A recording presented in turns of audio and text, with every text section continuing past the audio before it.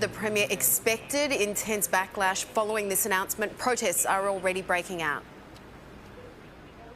Yeah, people are frustrated and angry, and in fact, about an hour ago, police were forced to break up a protest here in Paul Keating Park in BANKSTOWN. There were about 100 people here and they were furious, lashing out at police, stopping traffic, saying they are sick of the southwest being singled out. We are in the right. We need to work. We need to feed families. We can't pay rent. We've lost our human rights as opposed to COVID-19, and we want our rights back. All of us want our rights back. And again, another one, we want our basic human rights back. And as you could see from those exclusive pictures, a number of arrests were made. Other people were given move-on orders, told to go home and stay there until this outbreak can be brought under control. Ange? OK, Amelia Brace, thank you. Now let's go to Paul Kadak in Villawood. Paul, the construction industry isn't happy about these new restrictions. That's right. After being blindsided by this order, Angela, industry leaders have been in urgent discussions with the state government this afternoon as across Sydney, builders and developers work to safely and securely shut down their sites in time for the deadline. Now, health officials insist that drastic action was needed, but the industry has warned it will hit hundreds of thousands of workers and cost billions. Dozens of trucks cause gridlock traffic.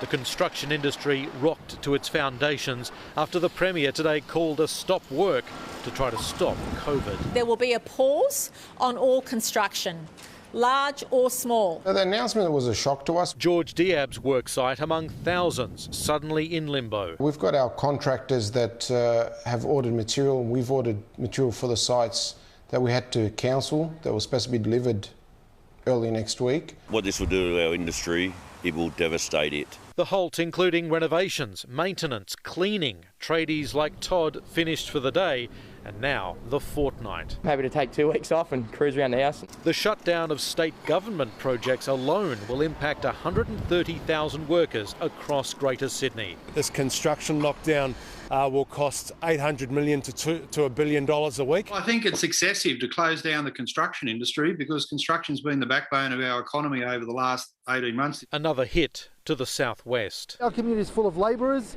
tradies, electricians, plumbers. These guys aren't going to be able to work from Monday for the next 2 weeks. There's no doubt there'll be significant cost associated with this, but the cost of not doing this would be greater. Building sites have only been given another day to prepare. Come midnight Monday morning, the ban on all but emergency work and repairs will take effect as they try to work out just how to mothball their construction for 2 weeks at least. The closure of non-essential retail takes effect tonight, including Evans Appliance Store in Fairfield. But we don't understand what's happening with logistics. Next door, the cafe can stay open for takeaway, but they wonder if it's worth it. I'm working and I'm not making any money, so you're better off just sort of maybe sitting at home. It's a rock and a hard place at the moment. With Fairfield, Liverpool and Canterbury Bankstown residents told they can only leave their area if they are healthcare and emergency workers. The whole of the inner city should be under the same quarantine rules. The local business community calling for more help. JobKeeper is easy, the infrastructure's there, let's just flick the switch and get it going. With fears for some, it's already too late. There's a big feel in the air that I don't see a lot of these businesses coming back from here. Paul Kadak, 7 News. And as you saw at the start of Paul's story, truck drivers thrown out of work thanks to the closure of construction sites have taken to the streets in protest. Our reporter Tom Hartley's live in Pyrmont for us tonight. Tom, they are furious over these changes.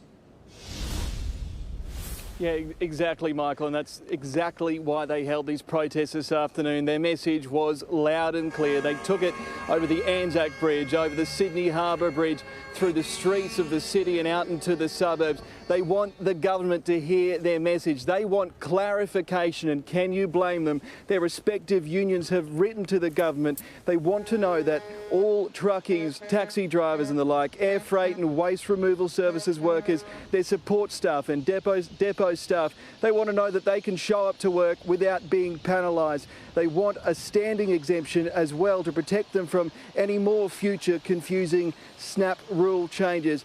They want to be able to go to work and do their jobs, not to have to search for another one. Now, they haven't ruled out any further action in their fight to be heard. Tom Hartley reporting there. Thank you. News of a harder lockdown saw a heightened crackdown on public health breaches with patrols from the coast to the Blue Mountains. It comes as 3 men who knowingly had COVID travelled to regional towns, earning them what's been called the Dope of the Day award. After weeks of warnings and tough restrictions to stop the spread, police and the government are exasperated that 4 men from Western Sydney flouted all health orders in the extreme. They've earned themselves a police charge and probably qualified for the Dope of the Day award. 3 of the 4 removalists had tested positive to COVID-19 but still left West Hoxton, travelling through Fig Tree, South Bowenfells and Orange. Finally in Molong they were stopped by police yesterday afternoon. So putting lives at risk is exactly what we don't want to see. The millions of people right across this state that are doing absolutely the right thing are being let down by a small minority of people that continue to be irresponsible. Officers issued 162 fines. 18 were charged for breaches of the Public Health Act after 630 concerned members of the public called Crime Stoppers. People will have to change the way that they behave. The tempo of the police response will increase. A 25-year-old man who tested positive for COVID yesterday was stopped by police last night on his way to buy dumbbells at Blacktown. Officers fined him $1,000, saying he should have known better.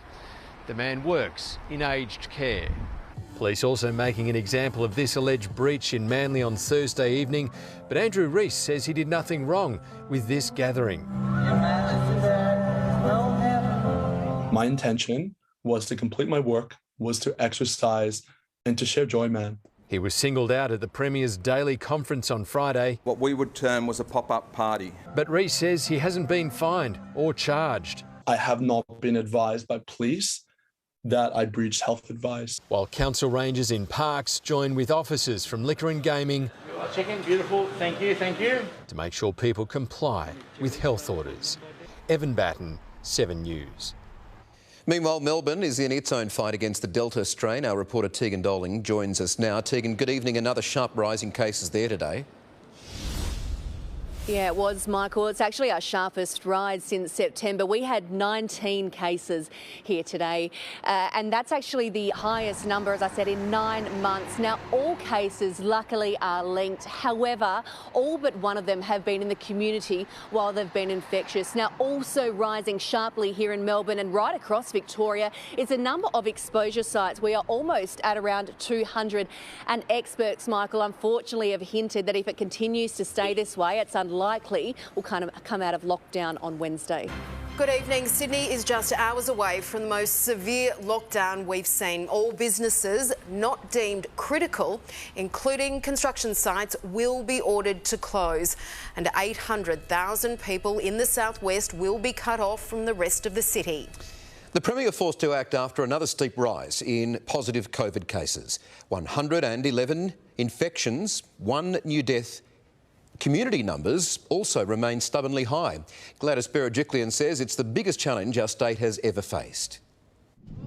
After 3 weeks of lockdown light, it's not good enough for us to tread water, which is what we're doing now. Restrictions ramp up. We want to make sure we have a no regrets policy. The southwest hit hardest by the outbreak, now by the rule book. Fairfield, Canterbury, Bankstown and Liverpool residents not allowed to leave their council area, even for work. Emergency service and healthcare workers exempt, but forced to be tested every 3 days. 800,000 people locked in, but authorities stress we're not going to have what is called the ring of steel. For remaining lockdown zones, non-essential retail will cease. The government finally offering clarity. We have a list of what is critical retail. Supermarkets and grocery stores, including bottle shops, top the list, as well as health supply stores and pharmacies. Petrol stations and car hire, banks and office supply stores also deemed critical. along with hardware, building and agricultural supply shops, as well as pet stores, post offices and newsagents. Even tradies will be forced to down tools, construction paused, cleaning, maintenance and non-urgent repairs not allowed. A ban that will cost billions. We don't underestimate the impact this has on our businesses. We appreciate that. In still operating sectors, employers must allow employees to work from home if they can or face a $10,000 fine. Once you get a workplace transmission, it's like a melting pot. Sydney's mask mandate's also been expanded. Anyone who leaves their home must take a face covering and put it on when working, shopping or even queuing for coffee outdoors. My strong recommendation is when you're walking and exercising with someone from your household, similarly wear a mask outdoors. Gladys Berejiklian was left with little choice but to act today, with case numbers continuing to rise despite the city now entering its 4th week of lockdown. Of more concern, though, is the number of people infectious in the community, which remains stubbornly high. 29 of today's 111 cases were not in isolation. We're not managing to get that to quash that curve, to get that curve to come down. Her critics say we could have if today's tough stance had been taken sooner. The only thing that matters at the moment isn't political posturing, it's getting through this crisis in as short a period of time as possible. I know that many people will be very angry and upset with me, with the government, but please know that we're making these decisions for no other reason than because they're the right decisions. More than 1,100 people have now been infected. 3 have died. The latest, a man in his 80s from southwestern Sydney, while further west, a new mother has been separated from her newborn after testing positive. Those decisions are made not lightly, and they're made with the family unit. Tough calls taken to keep a city safe. I can't remember a time when our state has been challenged to such an extent.